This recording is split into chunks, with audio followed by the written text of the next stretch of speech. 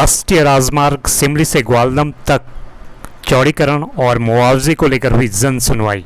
राष्ट्रीय राजमार्ग 109 सिमली से ग्वालदम तक पूर्व मुआवजे और चौड़ीकरण के तहत हरमनी, मींग, गधेरा, मींग, पंती, नारायणबगड़, नलगांव के प्रभावितों की जन सुनवाई कार्यक्रम उप जिलाधिकारी थराली अबरार अहमद की अध्यक्षता में ब्लॉक सभागार नारायणबगड़ में आयोजित की गई।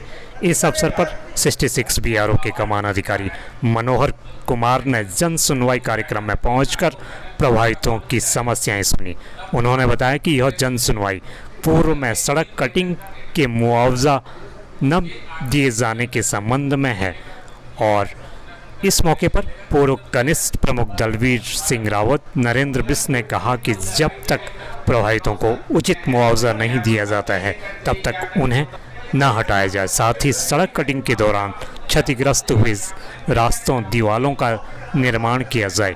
कमान अधिकारी ने बताया कि पूर्व में रोड चौड़ीकरण के संबंध में मुआवजा नहीं दिया गया था और कुछ स्थानों पर सड़क कटिंग का कार्य रह गया था, जिसके संबंध में चर्चा की गई है। उन्होंने व्यापारियों को आश्वस्त किया कि रिहायशी इलाकों में 10 मीटर रोड ही कटेगी ताकि ज़्यादा नुकसान न हो। वहीं अन्य जगहों पर 15 मीटर रोड चौड़ीकरण होगी। जिसकी भी भूमि इस जद में आती है तो उन्हें उचित मुआवजा दिया जाएगा। इस मौके पर तहसीलदार दिगंबर सिंह नेगी, बीआरओ के उप कमान अधिकारी केशव कामले, रमेश चंद्र अमोली, व्यापार मंडल अध्यक्ष जयवीर कंडारी, राजस्व निरीक्षक जगदीश गैरोला, राजेश्वरी रावत और बीआरओ के सुमित कुमार सहित भारी संख्या में व्यापारी और ग्रामीण उपस्थित थे।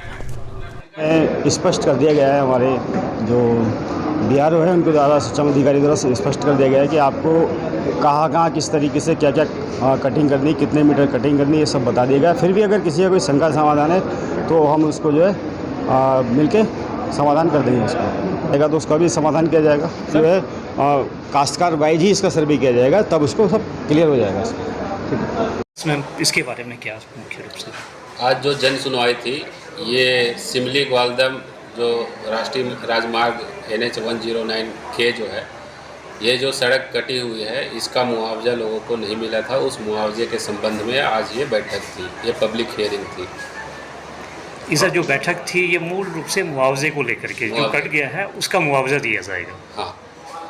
और सर एक और है जो नारायणगढ़ बाईपास बन रहा है, उसके संबंध में हम पूर्व में भी वो कर चुके थे, तो इसमें पैसा सैंक्शन होने के लिए बात कहा जा रहा था सरकार से होगा, तो उस संबंध में क्या है और कब से शुरू होगा भाई? ये पहले क्या था, नारायणबगड़ बाईपास पहले ये पूरी प्रोजेक्ट भारतमाला के अंदर अगर प्रपोज्ड था, जिसमें कि आपका बगोली से लेके वो आगे ग्वालदम तक ये पूरा ही सड़क थी, ठीक है।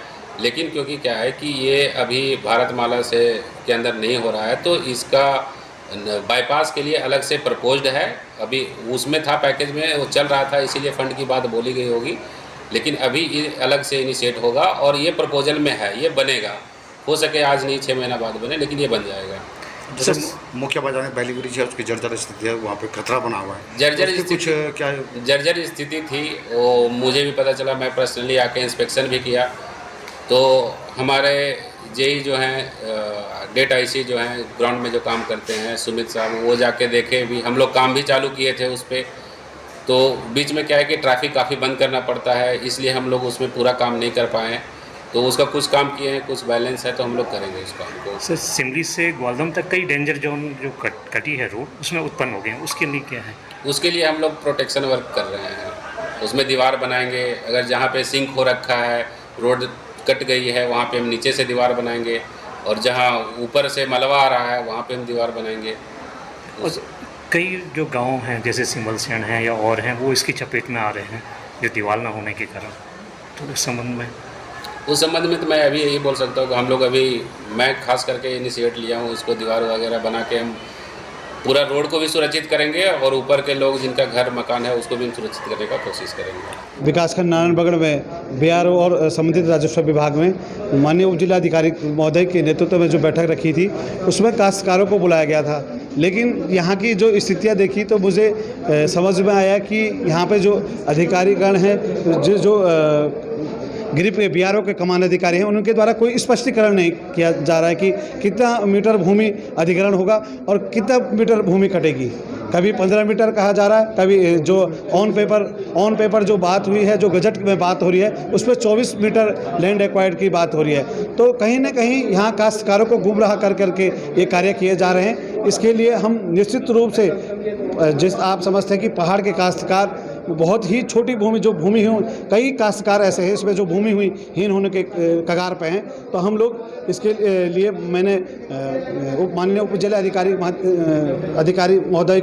जिलाधिकारी महोदय के लिए उनके माध्यम से एक पत्र लिखा है और हमने कहा है कि हम इस जन सुनवाई से संतुष्ट नहीं हैं। हम भी आए, लेकिन हमारा विचार है कि ये जो रोड कटिंग का मामला है, इसमें सबसे पहले इस संबंधित विभाग को स्थल पर जाकर के बाज़ार में जहाँ पर ये लोगों की मकानें हैं या ज़मीन है, वहाँ पर ऐसी सर्वे करें, उनको मकान मालिक को बुलाया जाए और ज़मीन वाले को भी बुलाया जाए, उनको स्पष्टीकरण वहाँ पर स्पष्ट किया जाए कि भाई आपने कब से किसकी मकान है, कब ये जो है ज़मीन किसकी है, और उस हिसाब से सर्वे करके लोगों को इसमें विश्वास में लिया जाए, ताकि किसान और जो व्यापारी है सभी लोग विश्वास में आकर के ये रोड कटिंग की अभियान उसके बाद ही किया जाए।